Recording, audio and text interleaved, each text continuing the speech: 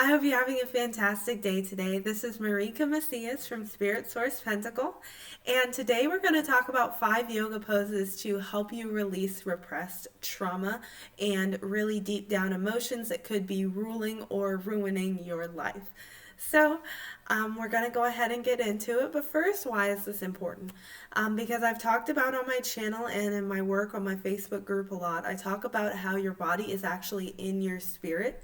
And that's why physical activity can help spiritually expand you as well as emotionally liberate you and help you in your regular mental logic building faculties, because your body is actually an instrument that moves within the energy that's already in your field. So you can use it to get over things and get to a different place in your life. And I don't hear a lot of people talk about this, but your physical body is just so important to this reality. That's why practical action and even materialistic things are very important to you, because they are actually important and they are a function of your psyche. So let's go ahead and get started with the yoga poses. The first one is for connecting the solar plexus and the sacral chakra. It's called the revolved angle side pose. It is this one right here. The reason why this one is so important is because it is basically the emotions connecting to action. Like I told you, that materialistic kind of egoic point, because the ego is not bad. The ego is actually how we stay rooted in this particular reality. So using this revolved side angle pose can help you take action based on your emotions. So what does that mean for trauma? That means that if someone is hurting you or harming you, you will know how to take action about it. So often in childhood, we're trained that whenever we have emotions, to repress them. Now, I understand that you don't want to be impulsive and do things out of just spur of the moment. But there is a balance. If there's an emotional thing that's going on that keeps coming up and that cannot be resolved internally, you must take external action. And that is exactly what this particular pose is about. So like I said, it's about the sacral chakra connecting to the solar plexus, which is emotion to action. So that's the first one. I would recommend doing this one in the morning and the evening, only because sleep time is so important to your sacral chakra, because that's where your emotions are. And your emotions are what birth a lot of the things in your field, your emotions and your beliefs. So being that you have to, sorry, I saw something else. Being that you have to kind of reset that happens, a reset happens, a realignment happens when you sleep. The sacral chakra is really important at nighttime. So definitely do this one first when you get up and right before you go to bed. So the second one is the extended side angle pose. So that is this one right here. This one's not that difficult. You can do this one at any time of the day.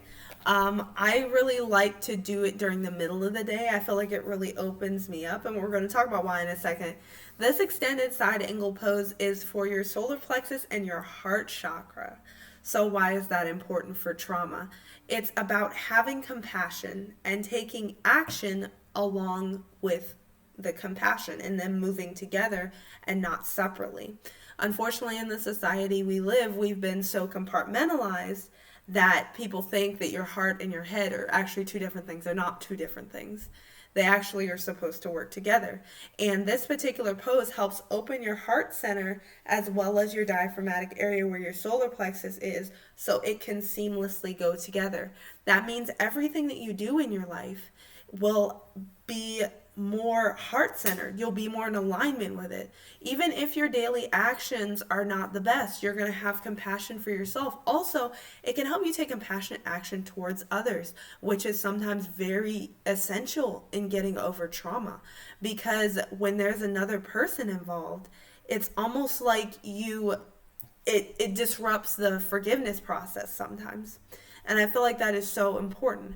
So this particular pose, like I said, can help with connecting your compassion with your action.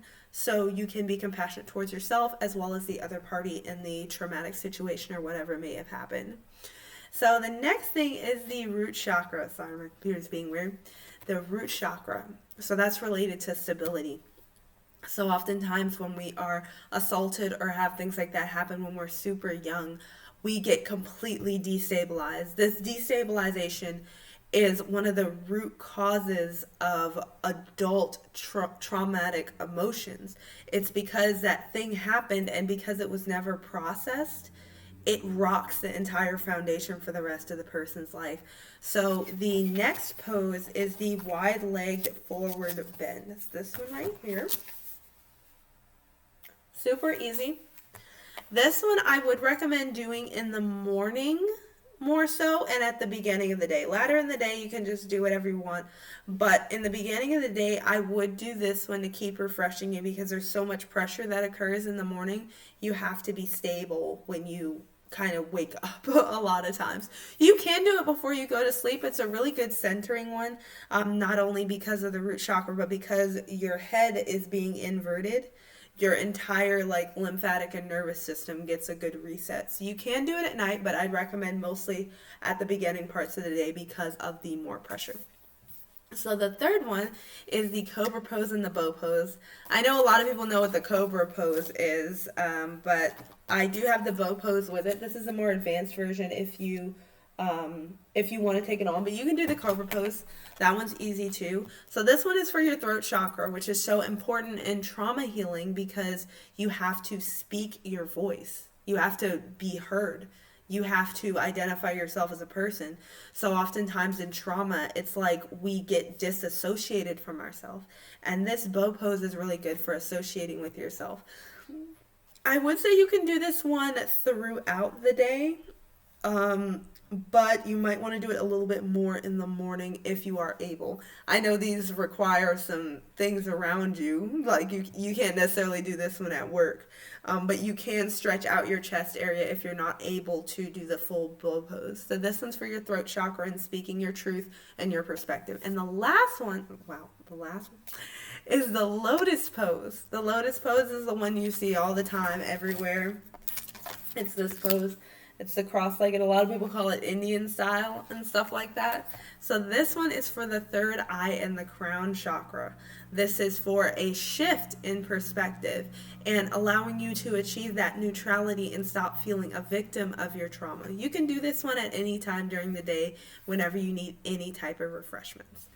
So that's it, you guys. Those are the 5 yoga poses to help you release trauma and what they can do for you and how to do them. Like I said, I would do these 5 to 10 breaths to start off, and then as you work your way up, you can go ahead and do them longer. So thank you so much. If this resonated with you, feel free to go ahead and comment below or message me or email me in any way possible, and we can possibly work together. I have Reiki healing sessions, I have life path readings, and I also have spiritual coaching. So if this resonated with you and you would like to move forward, I would love to assist you on your healing journey. So thank you so much for your time and have a fantabulous rest of your day. Bye.